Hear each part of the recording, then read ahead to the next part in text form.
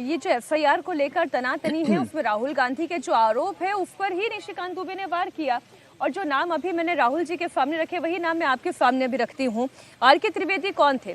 VS. Rama Devi को क्यों पद दिया गया? टी.एन. शेषन जो खुद कांग्रेस पार्टी से चुनाव लड़े थे उन्हें क्यों महत्वपूर्ण पद दिया गया? क्या ये सवाल कांग्रेस से नहीं पूछे जाएंगे?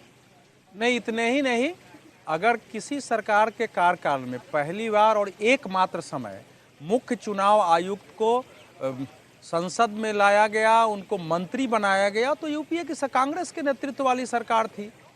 एमएस गिल को ला करके आपने मंत्री बनाया है, वो तो शुरू से परंपरा है। जजों में देख ली ना, बदरुल इस्लाम के बारे में आप सोचे कहाँ थे, उनको राज्यसभा लाना, फिर हाई कोर्ट में जज बनाना, फिर राज्यसभा में ले जाना, फिर सुप्रीम कोर्ट का जज बना देना, फिर जगन्नाथ मिश्र के विरुद्ध जो अर्बन कोऑपरेटिव घोटाला सोसाइटी था उसमें सबको बरी कर दिया, फिर उनको राज्यसभा में लाया गया। तो ये तो एक कांग्रेस की एक परंपरा रही है, इतिहास रहा है। उसमें के.एस. हेगड़े का शुरू में उदाहरण आता है कि उनको पहले जज बना दिया गया, फिर राज्यसभा में लाया गया, फिर वो जज बने और इसलिए त्याग पत्र दे दिया गुस्से में कि सुप्रीम कोर्ट में उनको जज नहीं बनाया गया इमरजेंसी के समय। उसके बाद वो फिर जनता पार्टी में शामिल हो गए थे, लड़े हैं।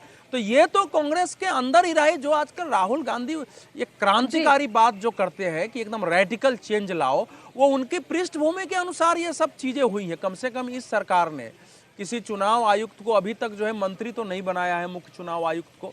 हालांकि मैं मानता हूं कि कोई रिटायरमेंट के बाद कोई योग्य व्यक्ति है तो उसमें उसको देश में सेवाएं ली जा सकती है, लेकिन उसकी योग्यता प्रमाणित भी तो होनी चाहिए।